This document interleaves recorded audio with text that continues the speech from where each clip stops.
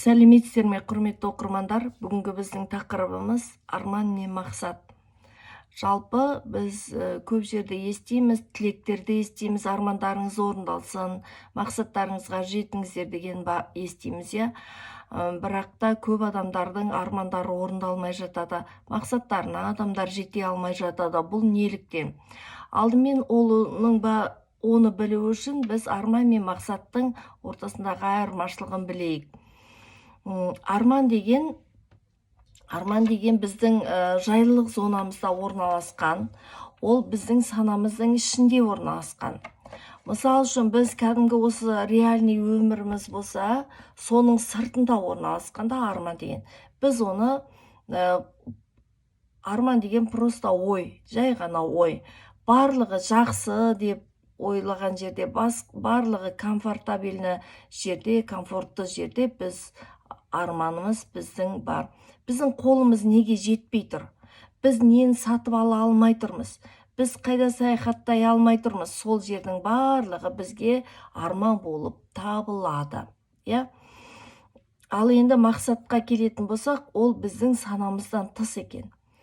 Шын өмірде, шын өмірдегі нәрсе біздің әрекетімізге айналатын жерде, бұл әрекетке түйісетін жерде мақсат орналасқан. Мақсат барлығы жақсы емес өмірде ғана жүзеге асады, иә. Арман бірінші айырмасына, бұл жаңағы бірінші айырмасы, иә. Екінші айырмасы, бұл уақытында екен. Екінші айырмасы бұл уақытында екен. Біз армандаған кезде оны тегін армандай береміз. Оның уақытын белгілемейміз.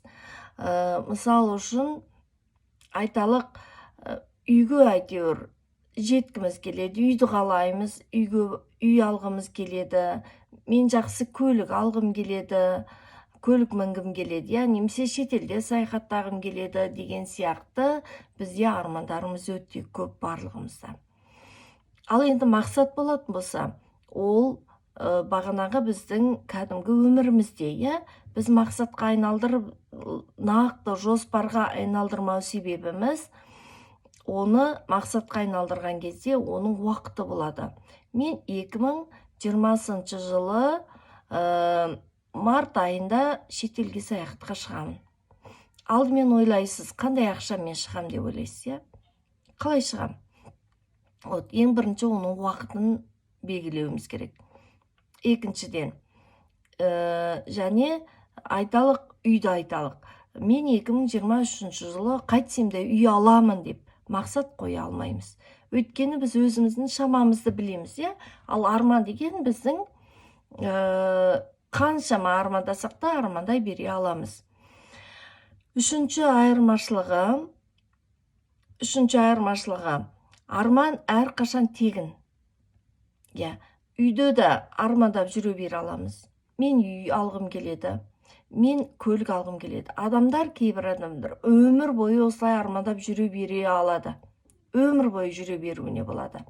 Ал мақсатқа айналдырған кезде, бұл шынайы өмірдегі ғой. Енді сондықтан ол қанша тұрады? Мысал үшін, мен 2020 жылы мамыр айында шетелге саяхатқа шығам десем, мен алдымен ойлаймын, ол қанша тұрады? 1 миллион тұрады. Немесе 300 мың теңге тұрады, немесе 500 мың теңге тұрады, 100 мың теңге тұрады дейге, оның бәрі ақшаға. Мен ойлаймын, менің ай сайынғы жалақым осынша теңге болғандықтан мен оған бара алмаймын деймін да, тура сол жерден армандауды арғай жалғастыра беремін, мақсатқа нақты айналдыра алмаймын. Ақша деген біздің кәдімгі өміріміздегі, шынайы өміріміздегі біздің деңгейімізді көрсетеді.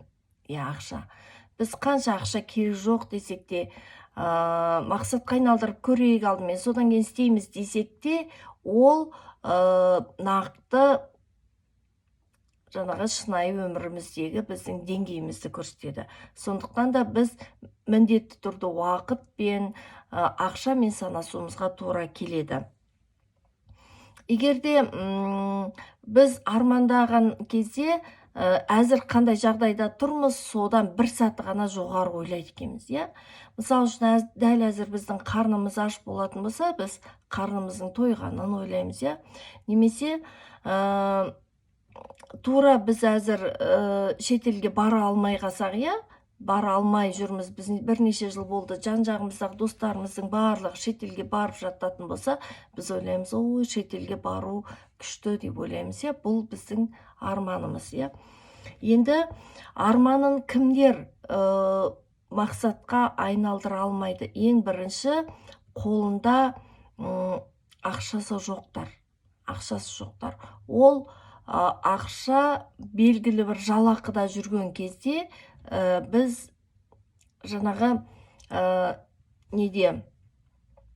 ақшалай бір клеткада боламыз. Ақшалай. Біздің бүкіл армандағанымызбен мақсатымыз ары қарай жеткізе алмаймыз, себебі біз ақшалай блокта, миымыздың өзі блокта тұр да. Сондықтан да біз ақшамыз көп болмағаннан кейін армандаймыз да қоямыз, иә? Енді келесі.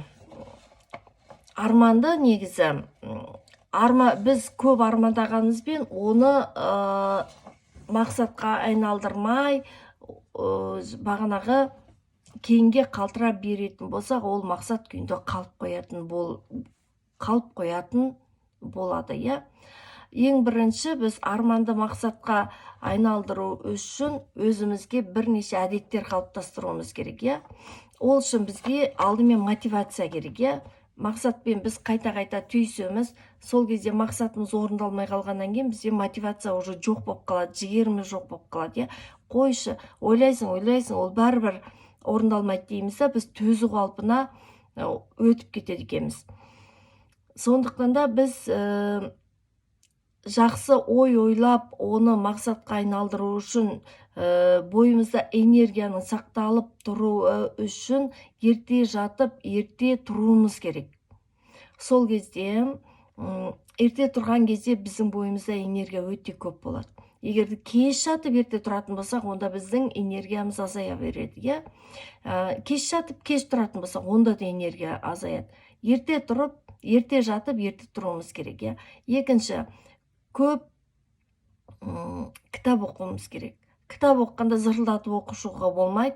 Ол жерде сіз белгілі бір кітаптан белгілі бір ой түйіңіз керек, иә? Үшіншіден, телевизорды көп көріп, басқа әлеуметтік желілерді көп видеоларды көріп беруге тоже болмайды. Ол біздің тоже шатасуымызға әкеліп соғады. Төртінші, басқалармен құр әңгіме айта бересің, ол адамдар сізді мақсатыңыздан, арманыңыздан жаңағы алыстатады. Өйткені ол адамдардың арманы басқа, мақсаты басқа, сізді басқа сөзге айналдыру арқылы, басқа сіз біраздан кейін іске айналасыз, сол арқылы арманыңыз ұмытылып кетеді да, сізде мотивация болмай қалады. Және үйде міндетті түрде жетістіктер кітабын, блокнот енді күнделікті, жетістіктер кітабы болған жақсы. Бұл жетістіктер кітабында сіз бағанағы мақсатыңызды жазған кезде бірнеше жоспар жазасыз ғой, сол жоспардың барлығы орындалды ма, жоқ па екені жазылған жаңа мақсаттарыңызды сызып отыратын, орындалды мынау деп сызып отырасыз, иә? Осы жетістіктер кітабы сізді шабыттандырады, алға қарай мотивациялайды. Сіз қаншама жоспар орындадыңыз, соның барлығы міне шетінен орындалып келе жатыр.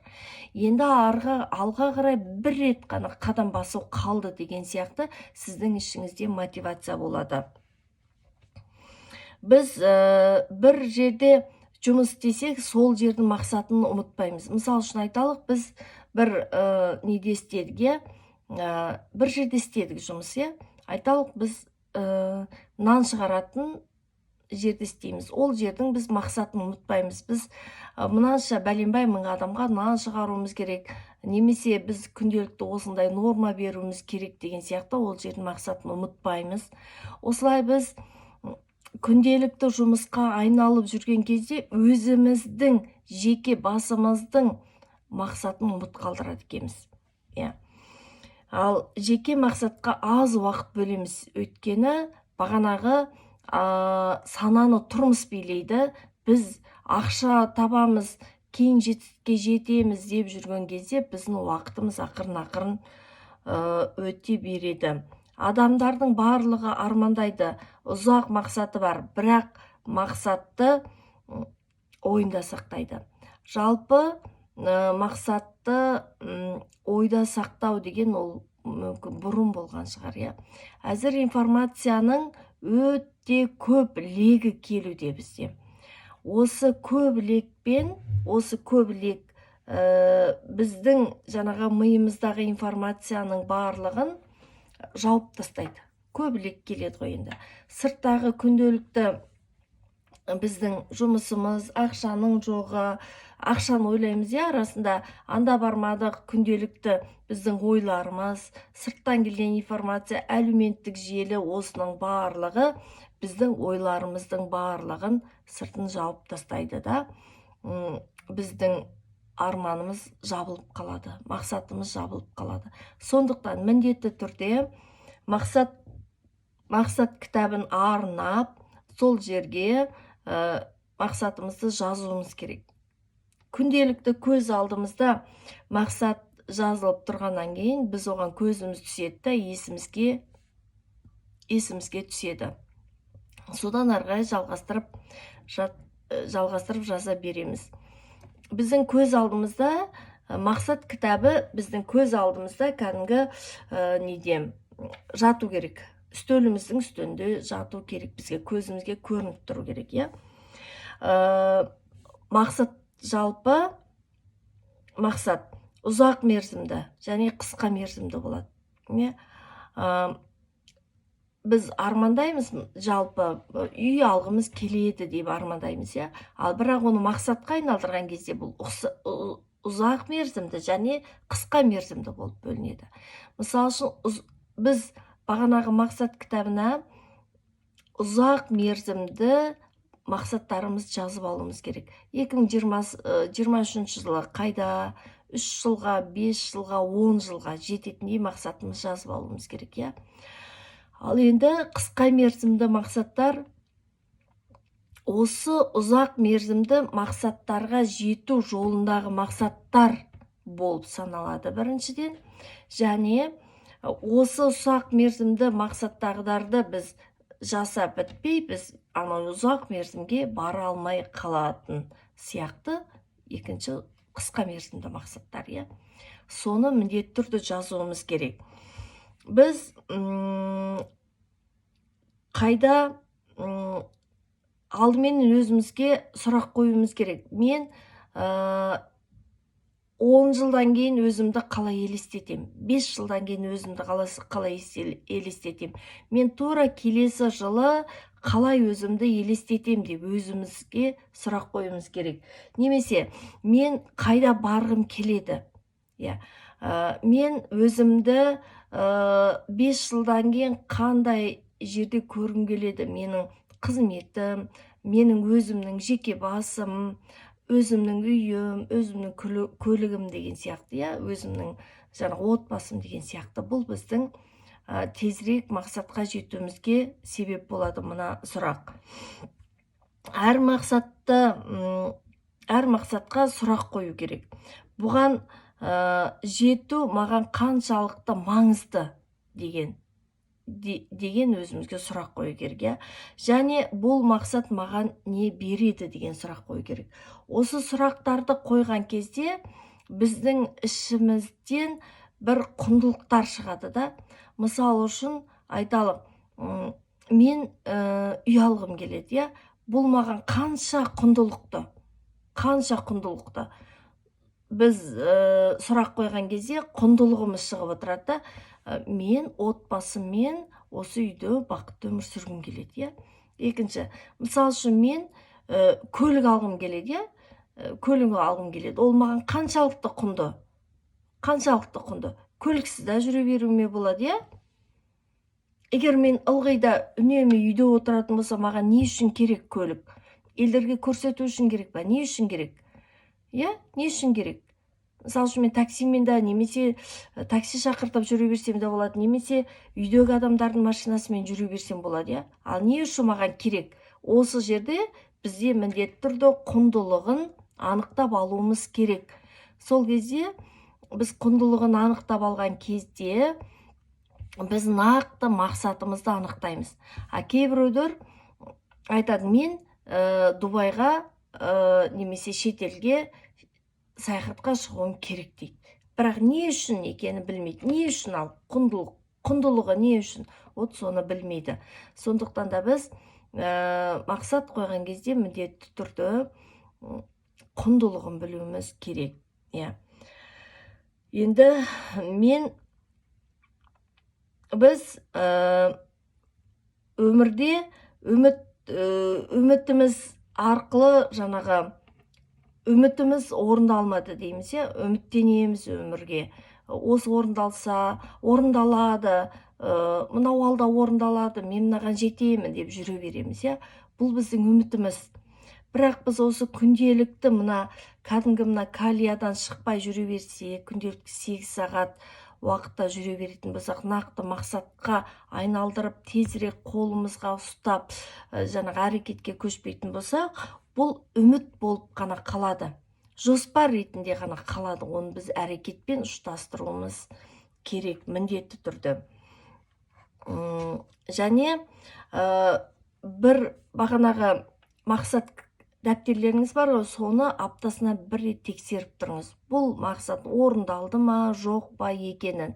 Міндетті түрде сіз анализ жасап тұрған кезде өз-өзіңізге есеп бересіз.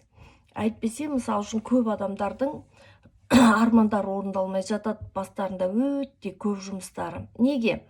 Ұсақ түйек мақсаттардың, жоспарлардың барлығының орындалмауынан барып, бізде мүмкіндіктердің барлығы өтіп кетіп жатады. Мүмкіндік өтіп кетті, болды. Мүмкіндік өтіп кеткен кезде уақыт та бірге өтіп кетеді. Көрдіңіз ба? Бұл өзімізге уәде береміз. Біз мынаны жасаймыз деп өзімізге уәде береміз. Жалған уәде болып қалады, бұл. Жалған уәде болып қалған кезде мүмкіндік қолдан шығып кетеді, екеуі құрап, жалған уәде мен мүмкіндік екеуі құрап, уақытты құрайды екен. Сондықтан да уақыттарыңызды текке өткізбеңіздер. Сіз күнделікті бір жоспардан орындай беретін болсаңыз, үлкен іске жететін боласыз. Үлкен судың өзі тамшыдан құралады дейді, теңіздің өзі тамшыдан құралады деген сөз бар. Сол сияқты үлкен мақсатқа жету үшін сіз оны бірнеше бөлікке бөліп, бағанағы шетінен орындай берсеңіз, тезірек мақсатқа жететін боласыз. Ендеше уақытты текке өткізбейік, тезірек мақсат кітабын арнайық, құр армандап жүре бермейік, оның барлығын мақсатқа айналдырып әрекетке көшейік. Рахмет сіздерге, сіздермен бірге болған Назила Слямқызы.